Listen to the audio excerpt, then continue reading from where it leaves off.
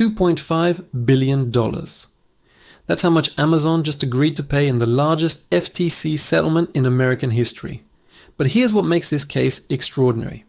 Internal documents reveal Amazon executives knew they were trapping customers. They even gave their cancellation maze a name, the Iliad flow, named after a 10-year war.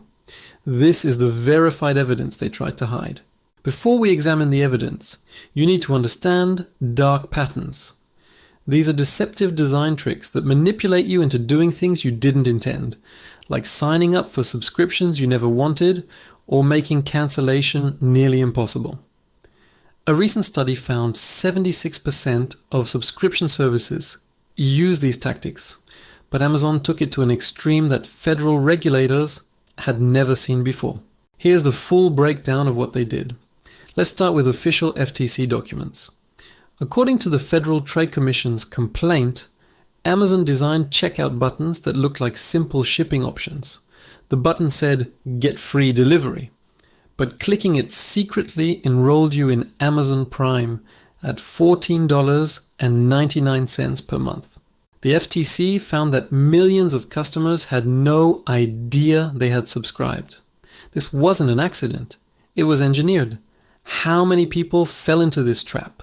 According to the settlement documents, Amazon's deceptive practices affected approximately 35 million American consumers. That's roughly 1 in 10 Americans. Many didn't discover the charges until months later, buried in credit card statements they rarely checked. The total unauthorized charges? Hundreds of millions of dollars extracted from customers who never consciously agreed to pay. Now here's where it gets disturbing. When customers tried to cancel their unwanted Prime subscriptions, they encountered what Amazon internally called the Iliad flow. And why that name? Because Homer's Iliad describes a war that lasted 10 years. Amazon's executives were openly joking that their cancellation process was designed to feel like an endless battle.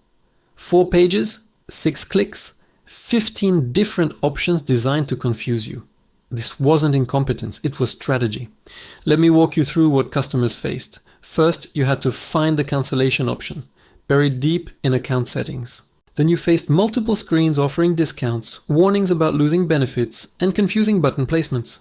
The cancel button was always the smallest, least visible option. Meanwhile, Keep My Membership was bright, large, and prominently positioned. Every element was tested and optimized. Not for user experience, but for user retention against their will. But here's the smoking gun. Internal Amazon emails obtained by the FTC show executives knew exactly what they were doing. One email described the enrollment tactics as operating in a bit of a shady world. Another executive referred to the unwanted subscriptions customers couldn't escape as an unspoken cancer within the company. These aren't allegations, these are Amazon's own words, now part of the official court record. And Amazon tried to hide the evidence. During the investigation, Amazon claimed 70,000 internal documents were protected by attorney-client privilege, meaning the FTC couldn't see them. But when the court forced Amazon to actually review these claims, something remarkable happened. Amazon withdrew 92% of their privilege claims.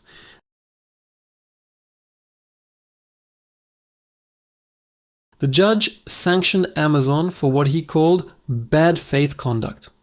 This case went beyond just the corporation.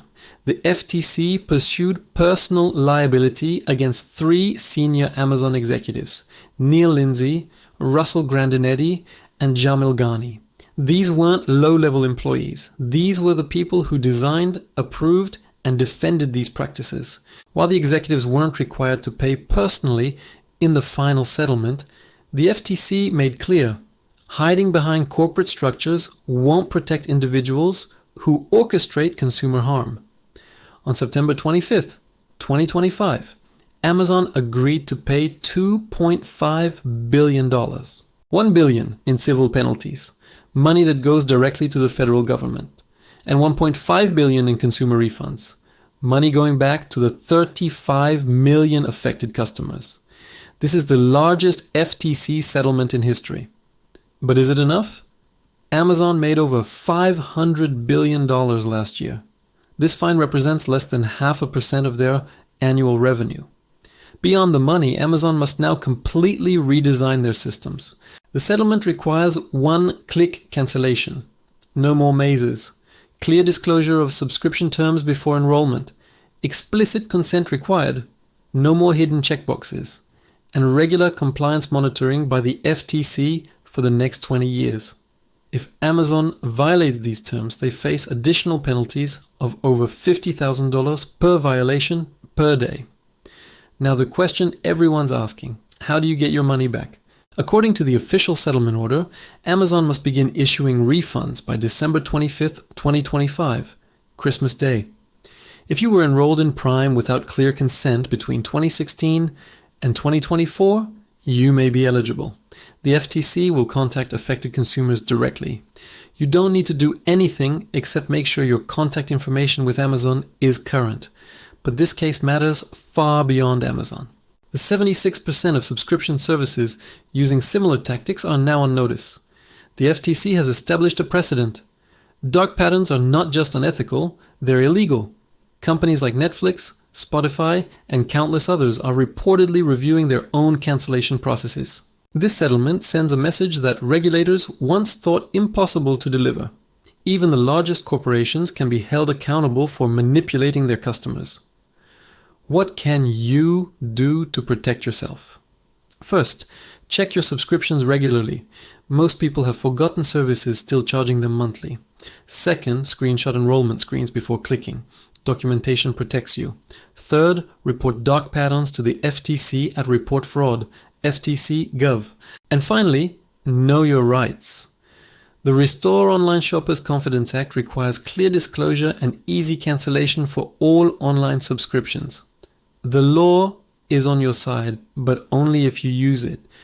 Amazon's $2.5 billion settlement proves that no company is too big to face consequences. But this is just one battle in the war between big tech and regulators. Next, on patent wars, a tiny Texas startup is suing Nvidia for $4 billion, and they might actually win. The lawsuit could block Nvidia's newest AI chips from ever reaching the market. Subscribe and hit the bell to see the official court documents that have Wall Street terrified.